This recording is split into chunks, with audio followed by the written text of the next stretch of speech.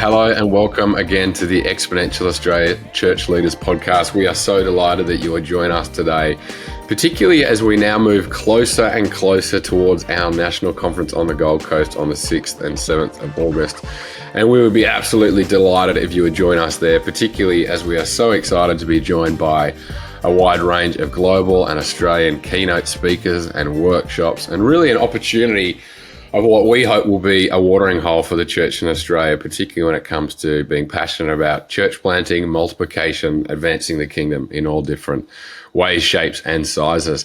And today I am particularly excited to be joined by Jeri Jones Sparks. Jeri, particularly as we get closer to our conference, one of the things that we're very excited to announce about conference this year, and you may have already seen it on social media and some of the different ways that people are registering for conferences, that for the very first time, we are hosting what we are calling a next gen stream, which is really an opportunity for anyone under the age of 30 to come along to conference at a reduced rate, but also to have a bespoke and intimate experience, particularly with the keynote speakers who are coming from all around the world, to get up close and personal with them, to ask them questions.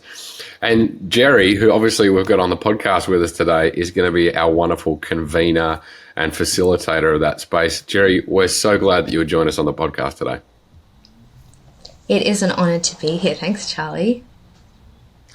Amazing. Well, hey, obviously we're going to be doing some chatting and talking about Gen Z and about the opportunities that there are for next gen today and as part of the conference.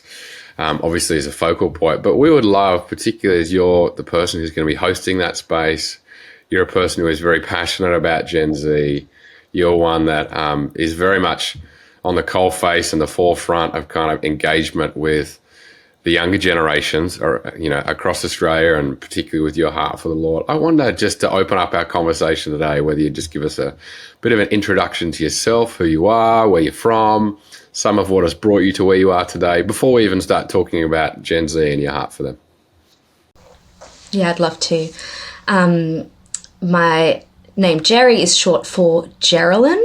I am married to the wonderful Andrew, who is different to me in every way, and that's really great for us. And we live in God's country, Western Sydney, not far from you, Charlie. I was born in Chennai in India. I was born in 1996, so I'm on the cusp of Gen Z and millennial. My family migrated to Australia when I was 4. They didn't know anyone. They had, I say in quotes, a chance meeting with a fellow Tamil speaker who invited our family to a Bible study, and it was the first time that they were able to wrestle with the Bible, and that was just transformative for my parents and my whole family. They understood grace for the first time, and so I grew up having had my parents kind of just come to faith, and wow. It was so incredible to watch that transformation before my eyes, not just in the individuals in my family, but in my family unit as a whole. And being from not a Western cultural background, my story is so tied to my family. Like, I can't talk about my own story without it. I had 2 key ownership moments with my own faith growing up. I was a very morbid kid, and in year 7, we in our home church, this Bible study turned into a Tamil home church, wow. And we were in Romans 3, and I just didn't sleep all night. I was terrified of dying.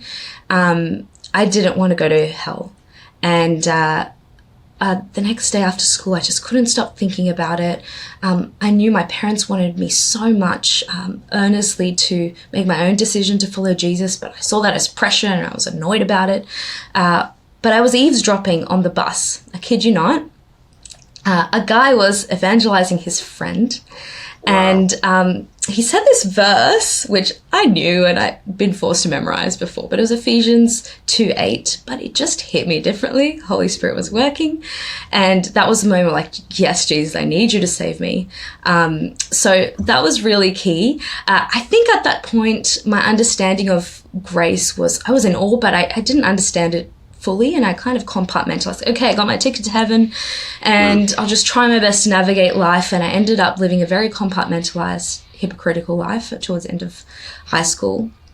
And then at that point, our home church, together as a decision, we realized we just couldn't be super missional the way we were, and so we decided to all join a local church. That was the first time I went to like a classic, local church.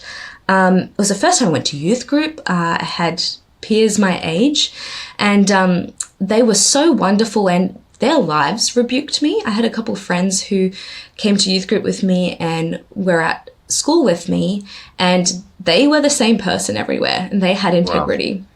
And that was really hitting my conscience. And then I went to my first ever youth camp, and the talk was called 24/7 Jesus. I still didn't really fully understand how living in obedience to Jesus could be life to the full. I didn't get it. I didn't really have a vision for it. But I knew that Jesus deserved better from me. And I was so convicted. And so that was another real surrender moment for me. And then towards the end of high school, I'd wanted to be an English teacher my whole life. But the year after high school, some chronic pain I've been dealing with my whole life was quite bad. And I decided to take a year off. Realized pretty quickly I was sitting at home feeling sorry for myself. So I decided to volunteer more at church, and that turned into an accidental traineeship. Fell in love with ministry. Wow. Got to see 5 of my youth girls come to Christ, and a couple of key people I respected were saying, "Hey, you should consider ministry," and that felt fraught at that point. Part of me was like, "Oh, I want this too much." Like, nothing could be better than serving in ministry, as if I could do that. But also I was experiencing demonic attack, Charlie. That was a very intense year of my life. And so I went to God, and I think it was the first time I prayed in kind of an indignant desperation. Like, Lord, I want to serve you with my life, but I can't do it like this, being attacked by demons and all these various health issues that were exacerbating it. And I asked him to heal me. And I woke up the next morning. I've never heard or seen a demon since. And a lot of my pain was reduced, and that was a turning point. And so very unusually for my denomination, I'm a Sydney Anglican, I went to college at 19. And so I think I have a rare perspective in our circles, at least, that I'm both still Gen Z, but have had the privilege of having 10 years of serving in church ministry under my belt since then. It's been a wild journey. There was quite a rocky start after that. Some awful things happened. My life fell apart. But God used all of that to bring redemption in the church I was serving at the time, and later in my family and in my life. That was just transformative to go through the pits with the Lord. And he used that to shape who I am today. And most recently, I've had an incredible stint at a local church serving as an outreach or a mission pastor with a focus on our young adults congregation, and just learnt a lot there, just cut my teeth. And I have such a passion for mission because it's so key to my story. If you remember, I said that when my parents came to Christ, it transformed them. It did, especially for my dad. He just became this mad evangelist, and it was just so normal in my household that what it meant to be a Christian was to share your faith. And I saw people around us coming to faith all the time. And I remember when I got to theological college thinking, why are people scared about evangelism? It's easy. People are coming to Jesus all the time. Why wouldn't you love it? Why wouldn't you do it? So that's part of what's shaped my heart. And I never tried to become, I'll say in quotes, a voice for mission to Gen Z. I just noticed that in my conversation with other people in ministry, that that they just completely misunderstood what was happening among Gen Z or even who they are. And meanwhile, I was seeing fruitfulness among young adults at our church, lots of people coming to Christ and mission heat spreading. And I'm just seeing this gap here, and that's what's spurred on some of my, public engagement on this topic. I love it. I mean, obviously, in all of that, Jeri, you've just kind of shared that you sit on the fence between millennial and Gen Z. Obviously, it's a key part of your coming to faith, your call to ministry yourself.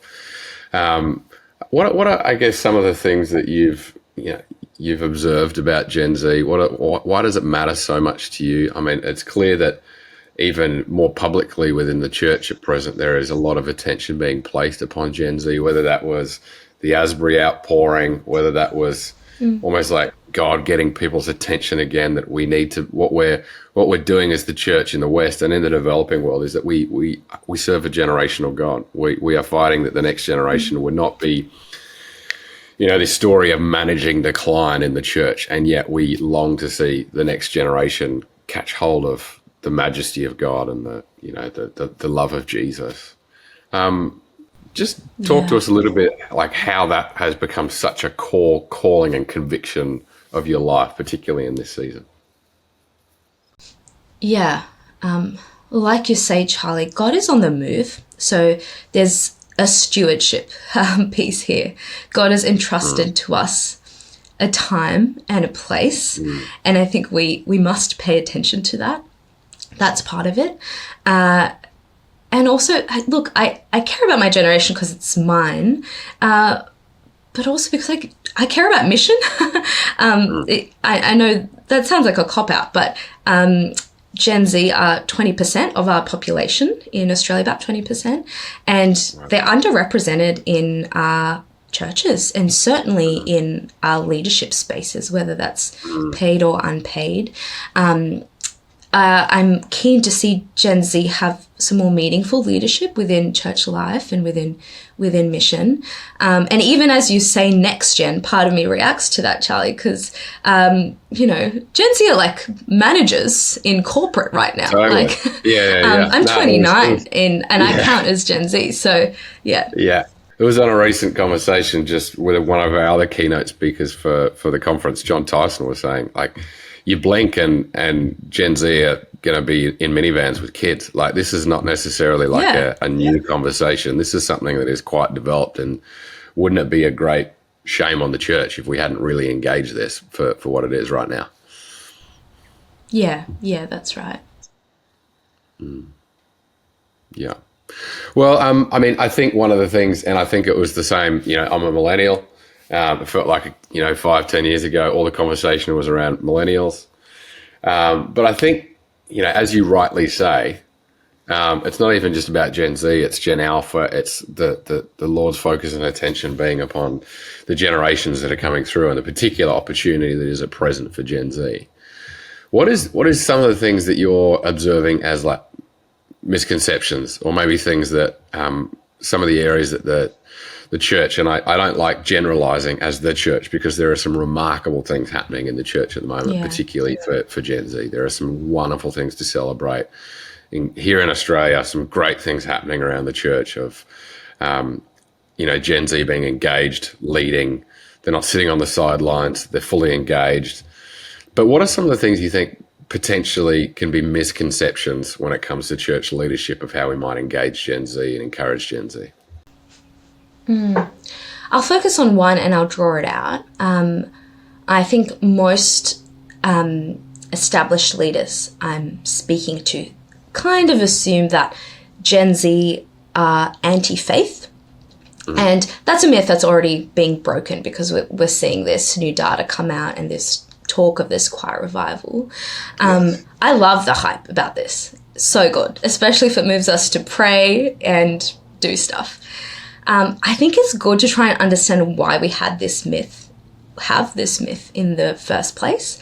I think part of it is because we've had this pre-COVID mostly narrative about Australia being a spiritually apathetic and dry place, which is in some ways true when you compare it to other parts of the Western world. I think part of it is confusing and lumping in Gen Z with millennials. So when I hear established church leaders talk about the qualities of Gen Z, I think, oh no, you're actually talking about millennials. And it's interesting because millennials have caught the very tail end of the reaction to Christian influence culturally here in our nation, at least, which is the worst kind, right? Getting the tail end of a reaction, because often it's got more to do with perception than actual personal experience, though many do have personal experience with Christian things. And I want to nuance this because, like millennials, most Gen Z are still opposed to religious institutions and very suspicious of institution in general, but they probably have less content to their critique than their millennial counterparts. Yeah. And about 40% in a survey from last year would explicitly answer spiritual but not religious, right? And 40%, you're like, okay, that's a bit more than the rest of the population. But anecdotally, I find that even if they don't claim that, I'd say 9 out of 10 Gen Z are really open for a chat about spiritual things. Just the openness to even talk. I find it far easier talking about spiritual things than a socio-political thing. The shape of spiritual conversations is interesting too in evangelism. It's far more about experience than evidence, which is why we might miss it.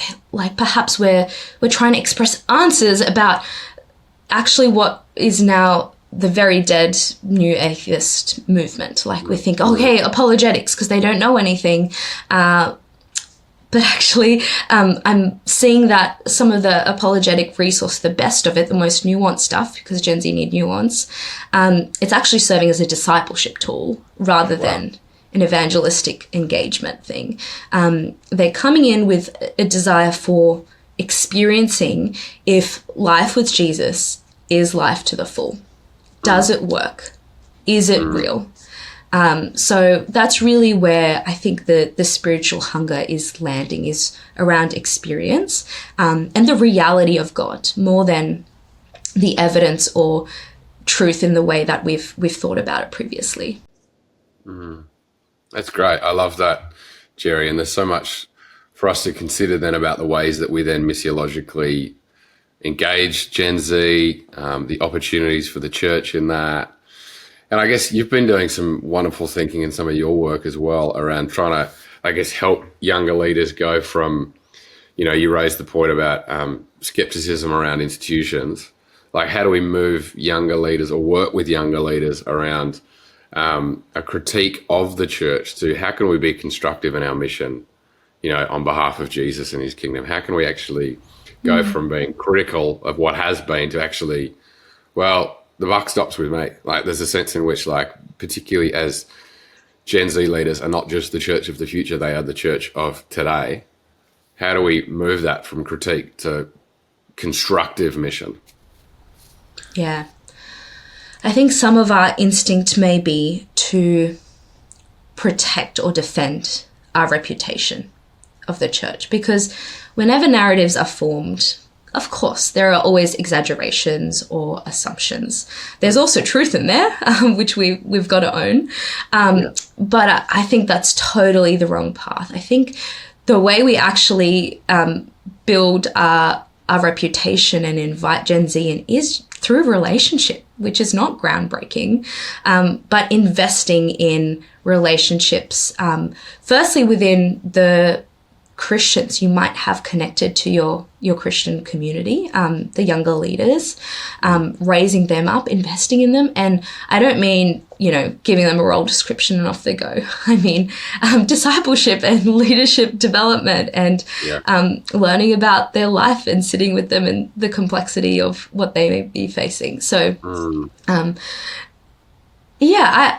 don't actually think it's that groundbreaking what we need to do. It's more about our conviction about doing it. And I think it's worth going in recognizing, and I'm generalizing as I am this whole time, but Gen Z have so many strengths, so many strengths to offer you. the capacity for Gen Z to hold complexity and tension and to be, flexible, and because we've grown up in such a complex world, that muscle is so strong. That would just, if we can harness that and work together and use that for the kingdom, that would just be incredible, especially for mission. The emotional intuition, I think, is really high. The kind of emotional language and tools that we've grown up with that older generations just haven't, and only perhaps starting to learn. And a love of justice and joy. I'm seeing those two things a lot as values. We see this from data, but I'm also seeing it anecdotally, that there's a desire for things to be right in the world, but also a desire to enjoy life in a search for that deeper joy and purpose, meaning. And of course, like with every generation, our strengths come with a shadow weakness. So being able to walk alongside Gen Z and helping develop in some of those weaknesses. I think one is worth pointing out in particular. Gen Z are the first generation in all of history that came to age or are coming to age at a time where they don't assume that the world is getting better. So every coming of age generation throughout history, even during times of war, have had hope for the future.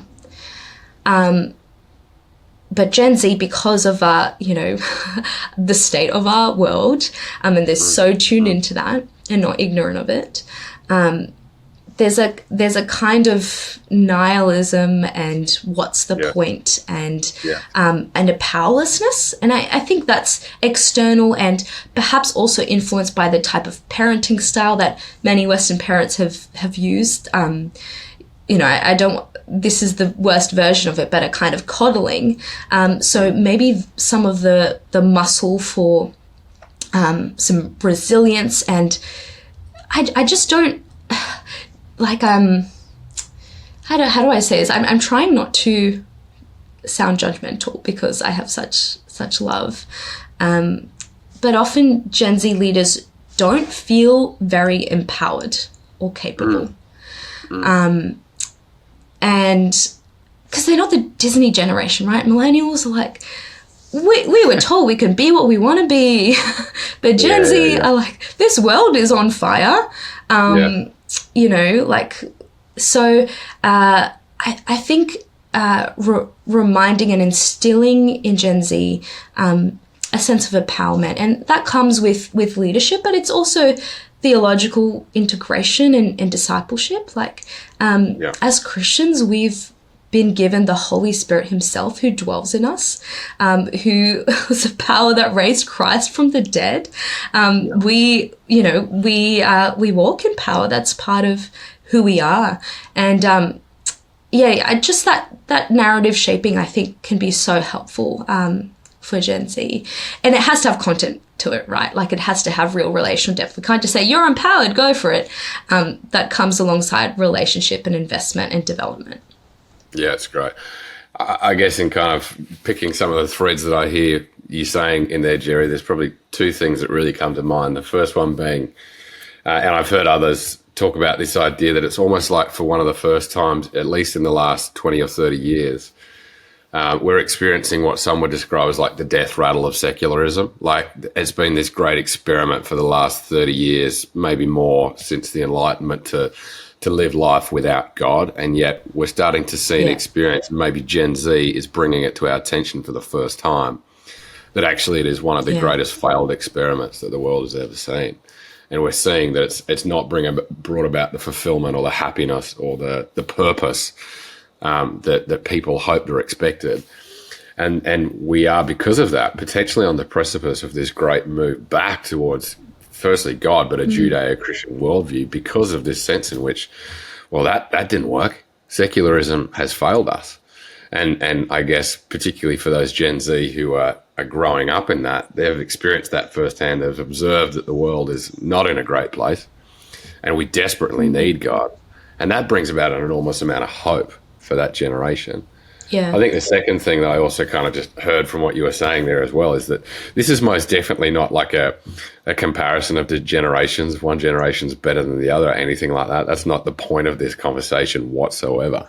It's actually just to bring to the attention to the church, not just for Gen Z, but for Gen Alpha. And but actually there are so many, like sometimes for all the bad press or the bad news that we hear about the state of the church, there's actually a phenomenal amount of hope. There's actually a phenomenal kind of grassroots in what the Lord is clearly doing, even despite sometimes our own deficiencies as church leaders, that there are all the right ingredients for what the Lord might want to do in these younger generations. When everyone's saying the church is passé, or the next generation don't care about spirituality or the church, that is quite frankly just not true. Yeah. And even to add to the breakdown of secularism, I think even more than that, it's a breakdown of secular individualism. Like Gen Z were born with phones in their hands, and the kind of society we've lived in, and many of them have had really formational years through COVID. So the stats about mental ill health and them being the loneliest generation I think is also resounding in their search for community and meaning. And I think a lack of role modeling and structure. And I think it's worth noticing that some of this quiet revival, we're seeing that the young men aspect, many of them are attracted to a more conservative or rigid gender worldview. And I'm not criticizing that in itself. But I think that's interesting to notice, because there's a hunger here for structure and for how to live. And actually, many of them are coming looking for moralism and looking for community connection. And we want them to find grace and freedom and community, of course. But I think that's also interesting to note. So it's not only that do we have a message to offer, but we have an embodied people of God. We have built-in community that we often take for granted as people connected to church life. We have real, an experience of the gospel to offer before they even hear it. We've got the community. Yeah, it's good. Hey, I'd love to kind of bring our conversation towards, I guess, an output or an outcome, particularly as we move towards conference. There's two things that I'd love to kind of finish off today with. And that, I guess, would be firstly around if we have younger listeners listening today, those who are engaged in this conversation, and this could be viewed from a church leader's perspective as well, by the way. Like if you're kind of considering those in our congregations that we may be responsible for stewarding, they're part of our church family. If you could say one thing to a 24-year-old who is quietly sensing a call to start something, and that, there can be a whole bunch of baggage in that because we might say church and they may think, that has to look in a certain way. But I think what we're really passionate about at Exponential, and we know that what the Lord longs to do around Australia, is opportunities to advance the kingdom. So whether that be an evangelistic opportunity, whether that be an innovative entrepreneurial opportunity. We know that Gen Z are one of the most entrepreneurial generations that have ever been born to planet Earth. We know that there is just some characteristics around starting up and doing new things and being creative. It's not all going to look and feel the same as it has. But what would you say to a 24-year-old person, even younger, maybe a bit older, someone who's just going, I just feel this might just be the inklings, the beginning of an idea, a burden that they might have to want to serve God in this world? I would say start talking to people you trust about it. I learnt this through my involvement with Wazan, but almost every movement that started in Christian history has had its seedling stages with a younger leader, usually under 30. That's so interesting to me. It's not just a now thing. I think that's always been true. God often does new things from young people. And so we've got to notice that. I think, I almost want to come in with a bit of a challenge because Jesus is returning. In many ways, we don't have the luxury to sit around for years and years when Jesus has entrusted mission to us. And so there's an urgency to this call. And yes, we need to be supported. And yes, we need healthy discipleship. But those two things are not mutually exclusive. I think follow that momentum, get people around you, find someone to disciple you who's older and wiser than you, dig into the Word of God and try something. It's okay if it fails, but find a way to partner alongside an older and wiser leader, ideally in your local church context, and let's see what God does. And also come to Exponential National Conference. I want to meet you. That's great. I love that. And that's so true. And I love that you brought our attention to even like the historical examples of where new things have started and where God has moved. It's always on the margins, and it's almost always with a young person. And so that's why, on behalf of Exponential, we're so very passionate about this, because it is something that we want to engage and be on the forefront of. And that does bring us to our final question, Jeri, and that's particularly around the next gen stream. It's the first time we've done it. It's something that we have been looking forward to. We recognize that Gen Z and future generations are, a conversation that we want to be a part of organizationally, in particular when it comes to raising up younger leaders to either lead churches, plant churches, new innovative ways of reaching people. Obviously, this being the first time around the block, Jeri, I wonder if you just give us a bit of an inkling, as you and I have connected about some of this, your heart for this space, your vision for this space, what participants might be able to walk away with from this space. Just give a little bit of a subtle plug as to why it would be great for anyone under the age of 30 to be in the room as part of these 2 days. Well, at the top of this podcast, Charlie, you said bespoke and intimate. And so I'm just going to steal that. I think that's spot on. My job is to mediate the space. So I'm really excited about that.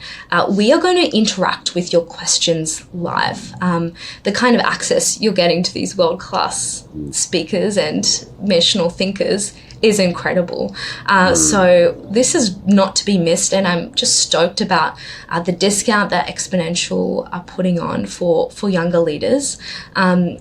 I'm keen to, even though this is the first time we're trying this, I don't really plan to just dip my toe in the water. I want to dive deep with our speakers and with our questions.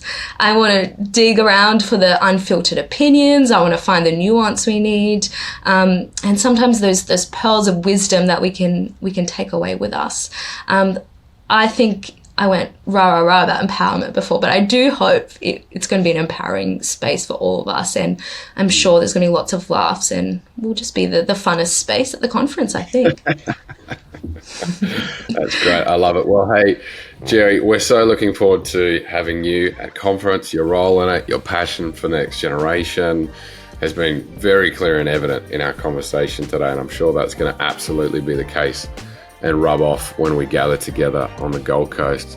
Thank you so much for being with us today. It's been an absolute joy, and we look forward to all the different ways that God is continuing to work amongst His church in our 2 days together on the Gold Coast. Yeah, thanks so much. We'll see you all then.